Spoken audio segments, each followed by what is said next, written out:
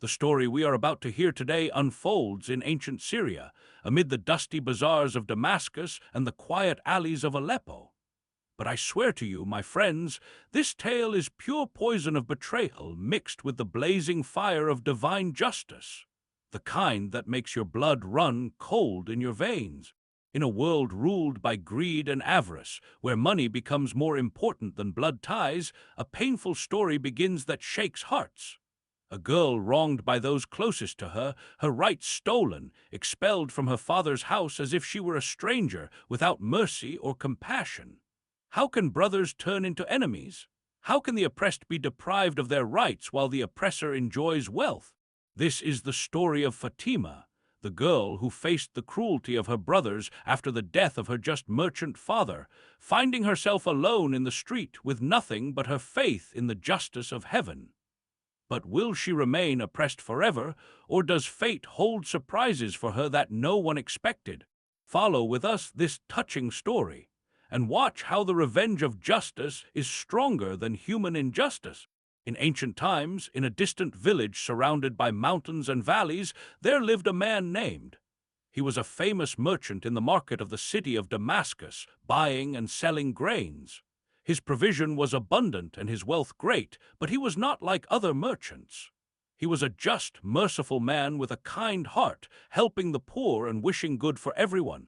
Had 5 children, 4 sons and 1 daughter. His daughter Fatima was the closest to his heart, for she was the only one who did not covet his money, unlike her brothers who awaited the moment of his death to take his fortune. Fatima was a pure girl raised in her father's house on love and mercy. She thought only of serving her father and caring for him. She was the only one who stayed up by his side when he was ill, rejoicing in his happiness and grieving in his sorrow.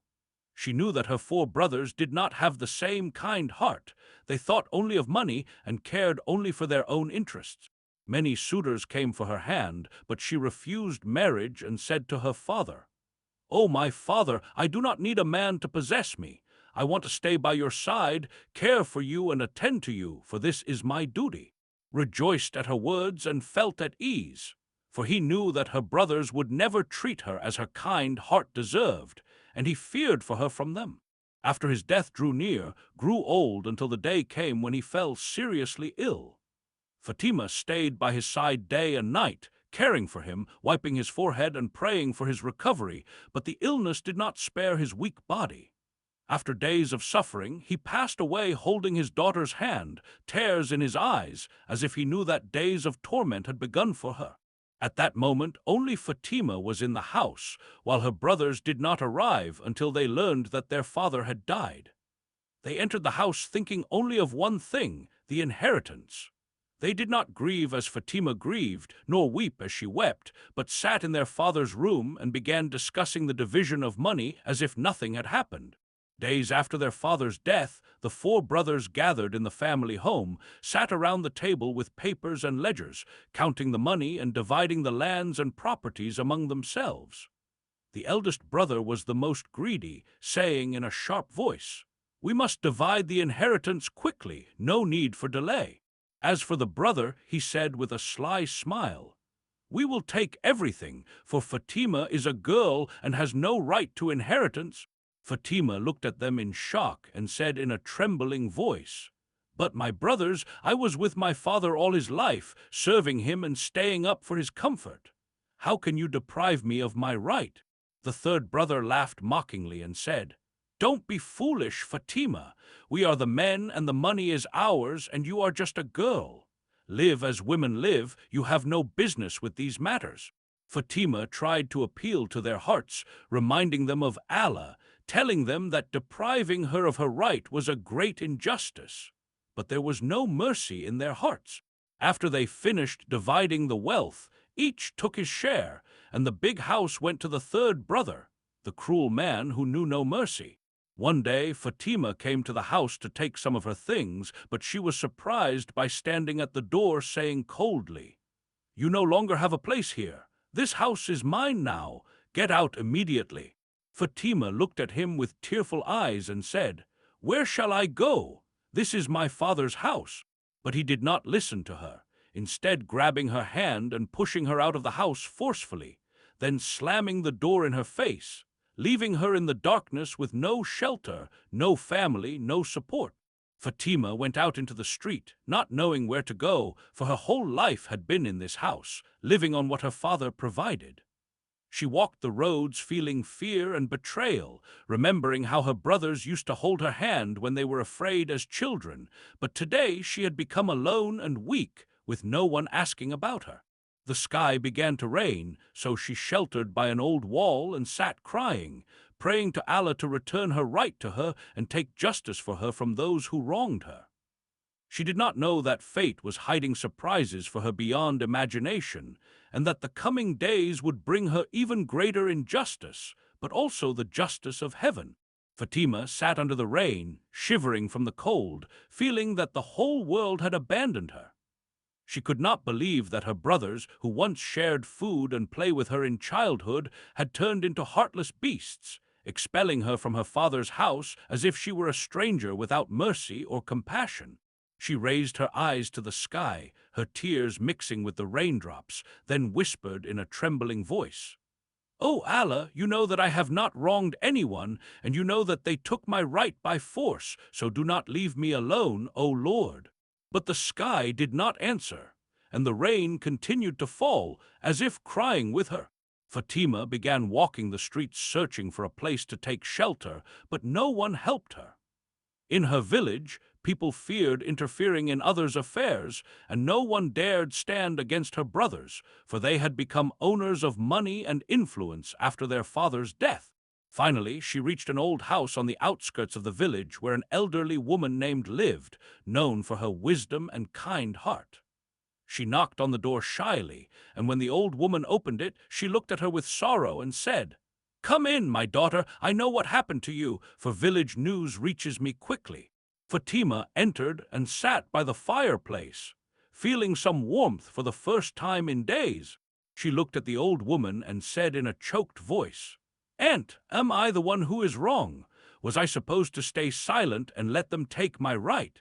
Smiled sadly, then placed her hand on her head and said, "No, my daughter, right is right, but sometimes the oppressor is stronger than the oppressed in this world. But do you know, no one is stronger than the justice of heaven." Although Fatima lived in his house, that did not mean her brothers had forgotten her. They feared, without her speaking, that she would expose their truth to the villagers, so they began sending threats to her through some wicked men. One night, a huge man who worked for her brother knocked on the door. When opened it, he said harshly, "Tell that girl to disappear, otherwise her fate will be worse than she imagines." But Fatima was no longer afraid.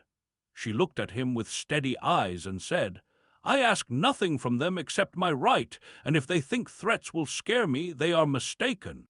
The man slammed the door angrily and left muttering furious words. Days later, Fatima woke to find that the old woman's house had been completely burned down during the night. The flames had consumed everything, leaving only ashes. Stood by the house crying silently, having lost everything because she hosted Fatima. Fatima looked at the ruins and said, "My brothers did it. They will not stop until they erase me from existence." Took her hand and said, "Do not grieve, my daughter. They may burn houses, but they will not burn the truth. Allah sees and hears." But where would she go now? There was no longer a place for her in this village, for she had become an enemy to those who possessed money and power. Fatima stood on the outskirts of the village looking at it for the last time. "Here I was born, here I lived, and here my father was buried, but there is no longer a place for me in it." She looked at the old woman and said, "I will leave, but I will not forget. I will return one day, and my brothers will know that Allah does not forget the rights of the oppressed." Pressed her hands and gave her a little money, then said, "Go, my daughter, but do not forget that your kind heart is the greatest treasure you possess. Do not let injustice turn it into stone." With the sunrise, Fatima walked the road not knowing where to, but she knew one thing. One day right would return to its owners. Fatima went to a distant city, the city where her father secretly traded without her brothers knowing. She was the only one who knew this secret, for her father had told her days before his death to go to a merchant named, for he had left her a trust with him. When she arrived in the city of Aleppo, she went to the market and asked about this merchant, and they directed her to his shop.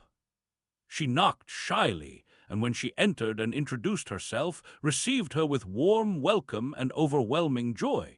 She sat before him and told him her whole story: her father's death, her brother's injustice, and the day they expelled her without mercy, sighed and said in a voice full of wisdom, "I knew this day would come, for your father used to tell me everything about the cruelty and greed of your brothers, and he feared you would be deprived of your right." Then he stood and took her to a large warehouse storing sacks of grains and other goods. He turned to her with a reassuring smile, took keys from his pocket, placed them in her hands, and said, "This shop is a trust your father left for you. He knew your brothers would take everything, but he wanted to secure a future for you untouched by their injustice. This is yours, Fatima, so start anew." Fatima could not hold back her tears. Her father had not forgotten her, as her brothers did. He had planned to protect her even after his departure. Days later, Fatima began working, managing her shop with diligence and effort to start a new story titled Justice and Success Despite Injustice. Days, months, and years passed, and Fatima's trade grew little by little until she became one of the most famous merchants in Aleppo. Her business flourished, her fame spread among traders, and she earned everyone's respect, not only as the daughter of a great merchant, but because she proved through her work and effort that she deserved this place. People in the market called her the daughter of the honest merchant, in appreciation of her father, who had great status among them, and in respect for her for following his path of truth and honesty. No one could believe that the girl wronged by her brothers and expelled from her home had become the owner of a thriving business, surpassing the trade of those who betrayed her one day. One day, an old man came to her looking for work. He was weak, barely able to stand, but when he raised his head, Fatima froze in place. It was her brother, the once arrogant man, now poor and homeless, having lost his trade after drowning in debts, abandoned by people who used to flatter him when he was rich. He did not recognize her at first, but when he heard her voice, he fell to his knees and said in a choked voice, "Fatima, is that you?" This was not the only surprise, for she learned that the rest of her brothers were no better off. The second brother lost all his money in gambling, and after squandering his fortune, began working as a servant for traders who once feared him. As for who expelled her from her father's house, he became an outcast after one of his partners tricked him into losing all his possessions. Mohammed, the youngest brother, was struck by a severe illness and found no one to treat him, for everyone distanced themselves after he became penniless and powerless. As for her father's house, it became abandoned with no one living in it. Divine justice refused to let the oppressors enjoy what they stole.